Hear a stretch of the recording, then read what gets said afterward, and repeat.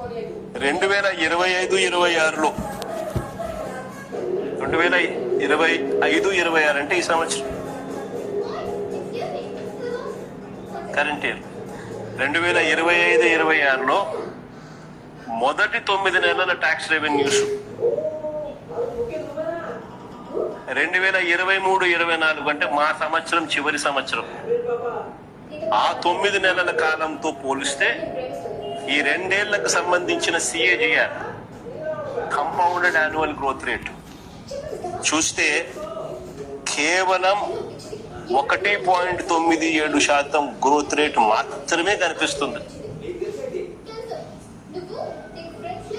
ఇంకా ఆశ్చర్యం ఏమిటో తెలుసా? స్కాగ్ అంటే CAG, comptroller and audit general, వాళ్ళు డేటాను ఈ మధ్య కాలంలోనే అప్లోడ్ చేసినారు.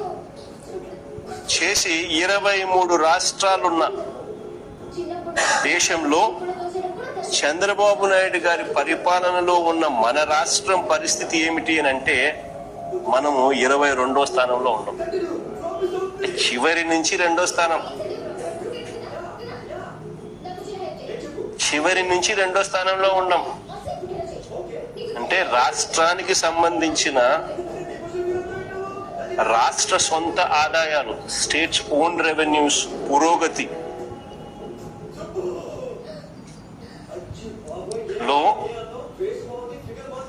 2 ఏళ్ల పీరియడ్ 23-24 అంటే వైఎస్ఆర్సీపీ చివరి సంవత్సరం నుంచి ఈ 2 ఏళ్ల పీరియడ్ కు ఈ 9 నెలల కాలంలో అప్పటికి ఈ 9 నెలల కాలం ఇప్పటికి ఈ 2 సంవత్సరాలకు సంబంధించిన కంపౌండెడ్ యాన్యువల్ గ్రోత్ రేట్ చూసుకుంటే కేవలం 1.97% మాత్రమే పెరుగుదలతో దేశంలోనే అట్టడుగు స్థానంలో 23 రాష్ట్రాలు ఉంటే 22వ స్థానంలో మనం ఉన్నాం. చంద్రబాబు నాయుడు గారి అసమర్థత, ఆర్థిక నిర్వహణకు ఇది సాక్ష్యం కాదా అని అడుగుతాం. మరి సొంత ఆదాయాల విషయంలో రాష్ట్రాలతో పోల్చిన లేదా కేంద్ర ప్రభుత్వానికి సంబంధించిన ఆదాయాలు చూస్తే 9.64% పురోగతి.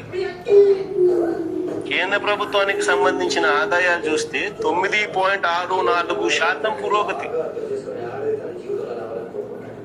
వెరస్ మన రాష్ట్ర పురోగతి 1.97%. మన రాష్ట్రానికి సంబంధించిన పురోగతి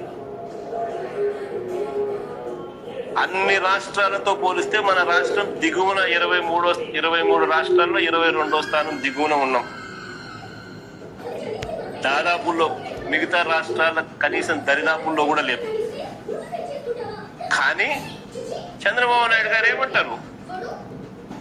వృద్ధి రేట్లో మాత్రం GSDP గ్రోత్ రేట్, వృద్ధి రేట్లో మాత్రం దూసుకుపోతున్నాము, దేశం కన్నా ఇంకా మనమే పై స్థానంలో ఉన్నాము. ఏమంటాడు? 2024-25లో 11.75%తో దూసుకుపోతున్నాము. దేశం ఎంత? 9.8%. అలా ఏమంటాడు? 2025-26లో రాష్ట్రం 10.75%తో దూసుకొని పోతున్నాం. దేశం ఎంత? కేవలం 8%తోనే ఉంది అన్న.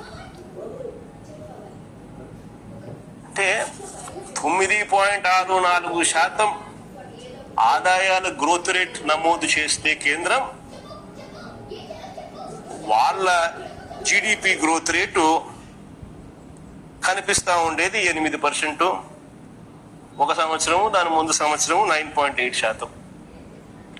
మనం 1.99% ఈయన నమోదు చేస్తా ఉంటే ఏ రకంగా